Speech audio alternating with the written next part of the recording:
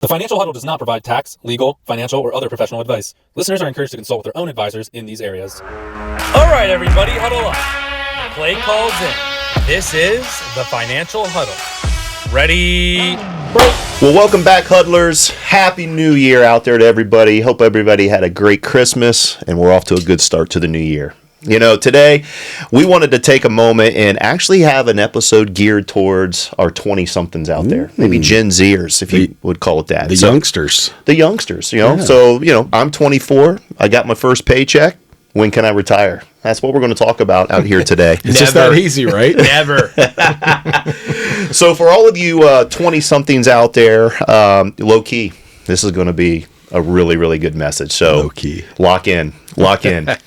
This made me think about something recent. You know, I have a 22-year-old, and recently we were up in our crawl space, and back in the day, you guys might remember this, trading cards, baseball cards, sports cards were like really, really popular. I was really into it. Maybe you guys were too. Used to flip cards way back in the day. Okay, yeah. Well, Pokemon too. Tops or Fleer?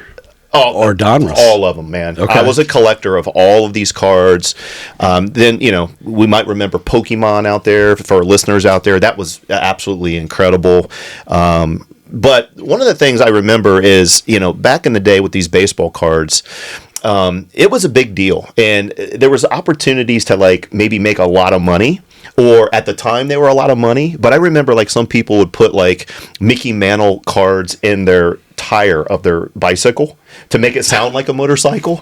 And now today it's worth like $3 million or something like that. Well, it's not worth $3 million because they put it in the spokes of their bicycle. So some people were mindful of that. Some people had no idea. But I was really, my hero growing up was Ken Griffey Jr. I wanted to be like him, so I collected a ton of his cards, had a lot of his rookie cards. And I was trying to talk to my kids about this because they're into it now. And one of the things I told him is I really wish I would have known then what I know now. I wish I would have taken more care of them. I wish I would have investigated them more. I wish I wouldn't have sold some of these cards that are worth like thousands of dollars now. So you basically sold low. Yeah, and I also sold some that were high at the time where it really didn't make sense, right. And I wish I wouldn't have done that because I lost, right?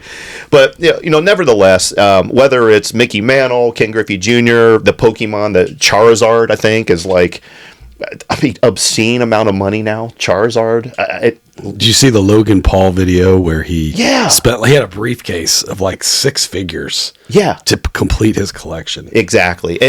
So my whole point about this is that for you 20-somethings out there that are really kind of getting into the workforce, it's important to understand kind of what's going on right now and positioning yourself so that you can be as prosperous as you can when you start getting your first paychecks. Now's the time to start. Yeah.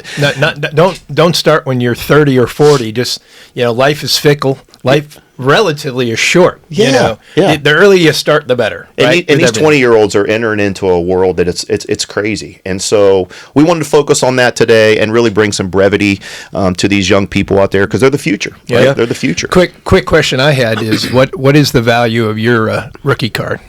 My rookie card? Ryan, you know, is there any estimated values? Ryan Fleming rookie card? Is it actually traded still? You have it, right? Yeah, there's several out there. I've seen some on the internet for a couple bucks. I saw one for like $12.95. $12.95, but you got to pay postage. They're not paying postage in that figure. I don't know what they're worth nowadays. It's a personal thing, but if you give me one, I'll keep it. I'll buy and hold it. There we go. Buy and hold strategy. Yeah, that's right. Good. Hey, everybody out there, just keep your money in your wallet. Don't go buy any of my cards.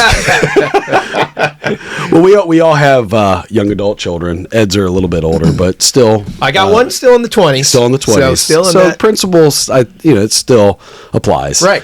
So we all try to talk to our kids about good, solid financial principles, and we've talked to them about Roth IRAs and the importance of saving into that over the course of their working career. And I ran some numbers that I thought was really interesting. So I looked at if you contributed $6,000 a year for from age 24 to 65, so 31 years. So $500 a month. Just let's break it down. Yep. Sometimes So you if you say can do $6,000 to a 20-year-old, and he's like, "Oh my God, how am I going to get that amount of money?" No, and that's smart. I'm glad I was good. Glad you did that. So $500 a month, $6,000 a year. When you look at that over a 31-year period at 6%, so not even quite what the market is doing, a little over $1.1 million with that compounding interest. Wow. I wonder how big it would have been. Hold on, not yet.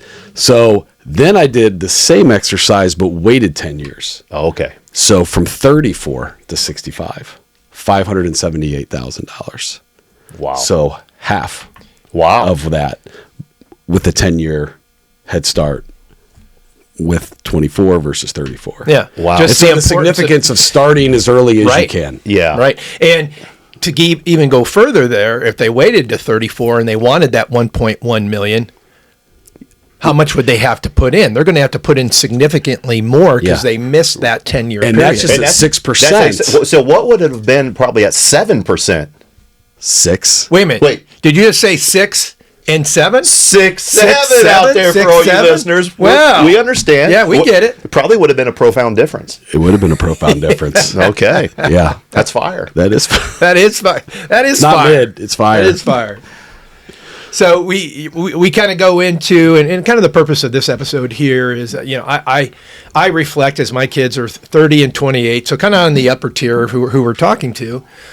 But, I'm 58 years old, so you always hear, from adults, boy, if I could talk to my 20-year-old self, what would I tell him or her? Life lessons, what wasn't told to us, or what type of information can I provide to my young self? You mean like don't put a Mickey Mantle rookie card in your bicycle and your spokes? So that'd be it's good advice. That'd be point number 1. Okay. But some of the things that we've talked about, is, and this is something I did with each of my kids, is really to track spending and do a budget, which we do with our clients when they come in, but most of them, can be in their 40s or 50s. It's very important because those kids are going right from college. They get the first job and then they're getting that regular paycheck. They open that paycheck and say, "Oh, what the hell's this?" Well, what it is taxes, right? All of a sudden, they thought they were getting $2,000, and who's they this FICA guy? Yeah, who's this? What's going on here? So, hey.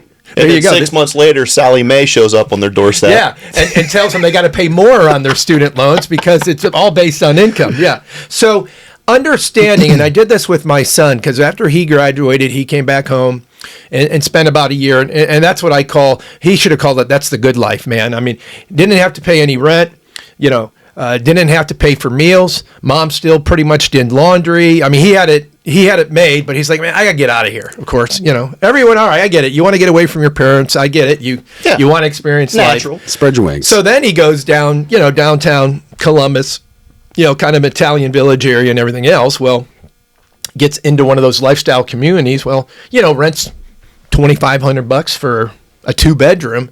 He goes from paying $0 to paying, $1,200-$1,300 a month. Mm-hmm. And so I said, all right, now let's go through. And I said, then you're going to have utilities. He's like, what are utilities? I said, well, we got to pay. This light that's on, that costs money. Turning the TV on and sitting there and watching TV, that costs money. If it's really cold out, that thing that produces warm air, well, that's called a furnace. So that costs money too. So I had to go through all that. But it's important because as a society, we have become a spend first and then save what's left over. Well, if you don't do this type of budgeting and everything else, you're most probably not going to have anything to save, right? You're going to spend everything. And you have to be intentional. Yeah, if you're not intentional, it's not going to happen. So if they get the budget right, though, hopefully they do, and they're 24 and they're getting some good tutelage, what would be the next most important thing? Yeah, so what we talk a lot about, specifically within this environment, is tax-free over tax-deferred. So what that means, hopefully, these 20-somethings that are going into their careers and working for a company and they're offered a 401k or 403b or, anything like that, many cases these companies are offering a Roth 401k or a traditional.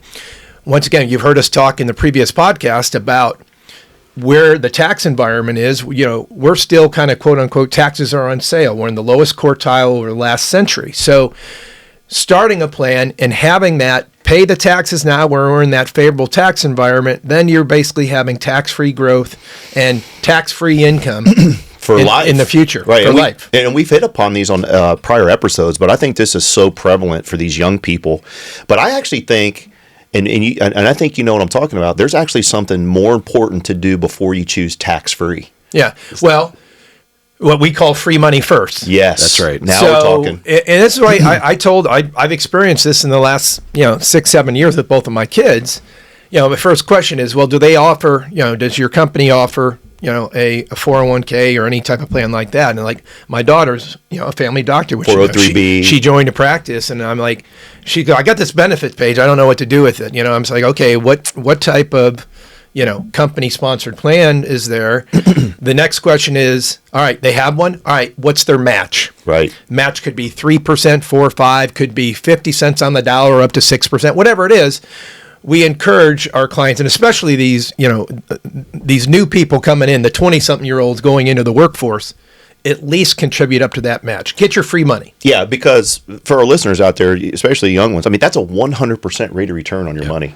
Think about that. Money is sometimes tight. There's only so much to go around, and you're thinking, man, I don't have the extra. Yeah. But it's free. You're giving up free money. It's a 100% Do something. The So most once it gets important back to thing. the budgeting, do something. So even before tax-free, free money. Yep. And just as important, because they hear a lot of different things. Everyone hears a lot of different things. There's a lot of talking heads out there that talk about financial matters and things. But if you really look back, the vehicle, the stock market is one of, if not the most powerful terms for growth in the long term. If you're 20, 22, 24, guess what? You got a long-term, or you should have a long-term perspective, right? I mean, you're, based on a retirement age of 65, 67, heck, a lot of people are talking about 70 nowadays. I know a 20-something-year-old doesn't want to hear that. Right. Oh my God, I got to wait 50 years, okay. But, take advantage and make sure when you are investing that you're investing in growth potential, especially at that age. 100%. Yep. Yeah. Time's your friend.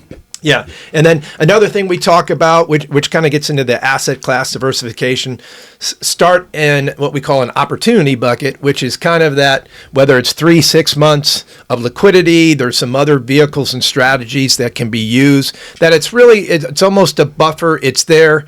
The name opportunity, as opportunities come up, that you have that liquidity and you have that capital accessible to be able to do something with. Yeah. And you know how this is. You're in your 20s. You're not thinking about those things that could pop up even in your 30s. Right. This land comes up where I could buy this land. Where am I going to get the capital to buy that? Oh, your buddy and you guys are thinking of starting a business together, a side hustle, or even you want to pivot. Where are you going to get the capital to start that? Right. That opportunity bucket and funding that. Yeah. Crucial. Or even if it's not an opportunity, maybe your tires blow out and it's $1,000. Well, right, you got to that's what have I'm that saying. money. It could be a bad opportunity. In Exactly. The fact that you got to pay for something. Unexpected. Yep. You got to pay for basically a vehicle that gets you to work. So that's pretty important to have, right? Yeah. Although a lot of people are working remote at this point, but Yeah. Important to have. yeah, important to have. Another big piece of advice, especially in this climate, where we look at what we classify under the alternative investments. So that could be cryptocurrency, could be private equity, these types of things. I think a lot of times we get caught up in the hype, and especially as a 20-something-year-old, you're like, okay, a buddy told me he got a 200% return investing in Bitcoin, and, so that's where I need to put my money. Well, it's an option. It's an alternative. But when we look at that, it should be a small piece of that puzzle, maybe 5-10% of what you're doing. And especially as a 20-something-year-old, you need to build that foundation. So you need to be investing in that 401k. You need to be investing in that kind of opportunity bucket. I say sometimes boring is better. Yeah. When it comes to financial principles. Build a house from the ground up. It doesn't sound sexy, though, to a 20-year-old, No, it does right? not. And Everybody like I said, hits the home run, though, Yeah. right? Everybody. Yeah, exactly. And then lastly, the three of us sitting here, basically, what is our purpose, right? What is our purpose in life doing what we're doing now is it helps to have someone to talk to.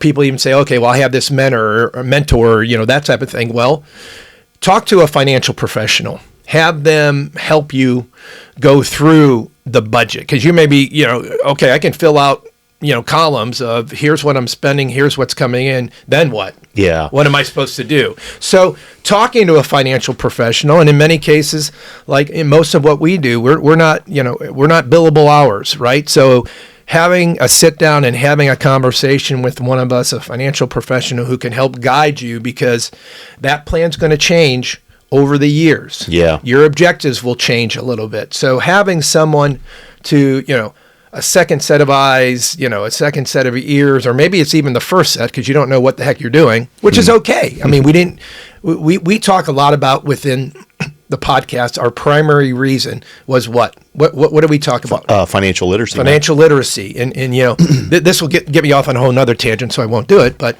the lack of financial literacy within our even educational system, these kids just aren't prepared. They aren't prepared to enter into the real world, the first job. They haven't gone through a course or anything else. So having someone to listen to that can help you with that is important. I think that's massively important for you 20-year-olds out there to have a coach, have a financial coach. I wish I would have had that back on the baseball card side of the house. But in all seriousness, in this day and age, the thing that's going on, the things that are prevalent in our culture when it comes to money and things, you will get very farther ahead in life with your finances and your long-term plan if you have a coach from the beginning. Well, young people like to do what? Research on their phone. Yeah. They like to research online, and that's great, but there's just so much information. Yep. So to have someone that can piece that and put that together for you is so super helpful. I love the list that you put together out there, and hopefully, for our 20-year-olds out there, or parents of 20-year-olds, you're better armed to give these young people this type of advice. They're the next generation that's coming up. They're the future of our country as far as wealth building and jobs and things like that. And so, for those of you out there, we hope this wasn't mid. No, I thought it was fire. I thought it was fire. I agree. Hopefully you caught a lot of vibes from it. Yeah. Hopefully you got the vibes from it. The vibes. And at the end of the the we don't want to be large cap. Yeah. Or mid-cap. Right. I think this was that right? This advice was That's a stock. It's a stock. Mid-cap, large cap. Yeah. The reality is that this advice is bussin', right? So take it to heart. Heed what we're trying to say. If you have questions about this, get a hold of us, set up a meeting, come in, let's talk about it. Let's get your plan going right from the beginning. And as always, we appreciate you tuning in, whether you're listening or driving down the highway, listening or watching us on YouTube. Please check in, share this information with other people. Let us know some content that you might think is important for your listening and learning about. We're happy to do that. We appreciate your listening, and until next time. Don't forget to subscribe. Yep. Take care, everybody. Until next time. All right. Bye-bye, everyone.